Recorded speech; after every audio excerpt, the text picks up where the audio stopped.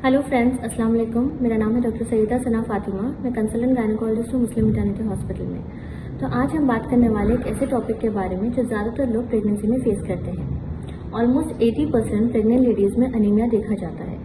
तो अनीमिया किसे कहते हैं? अगर ब्लड में हेमोग्लोबिन का लेवल 11 से कम हो तब अनीमिया डायग्नोस होता है। तो इसका इलाज करना क्यों ज़रूरी है? क्योंकि इसका असर बच्चे पर भी पड़ता है। बेबी कम वेट का पैदा हो सकता है, बेबी की ग्रोथ बराबर नहीं हो सकती है, बेबी में खुद हेमोग्लोबिन कम होकर एनीमिया होने का रिस्क हो सकता है। एंड यही एनीमिया जब बेबी बड़ा होता है तब उसके चाइल्डहुड में और उसके आगे की उम्र में भी इसका असर हो सकता है। और अगर वो लड़की हो एंड जब वो प्रेग्नेंट होगी देन अगेन यही साइकिल रिपीट हो सकता है। प्रेग्नेंट मदर्स में भी एनीमिया की वजह से कई ज़्यादा कॉम्प्लिकेशंस हो सकते हैं। हार्ट फेलियर का रिस्क होता है प्रेगनेंसी के दौरान और डिलीवरी के टाइम, डिलीवरी के बाद भी। एंड डिलीवरी के दौरान जो टाँके लगते हैं वो सूखने में प्रॉब्लम हो सकता है। एंड इन्फेक्शंस का रिस्क होता है। एंड डिलीवरी के टाइम पे ज़्यादा थकावट महसूस हो सकती है जिसकी वजह से she will not be able to push. And BP बढ़कर फिट्स आने का रिस्क हो सकता है।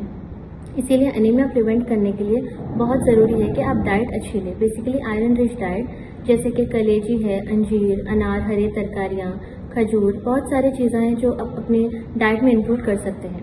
प्रेग्नेंट मदर्स में मोस्टली डाइट से ही आयरन रिक्वायरमेंट पूरा नहीं होता है जिसकी वजह से आयरन के टैबलेट्स भी देना पड़ सकता है।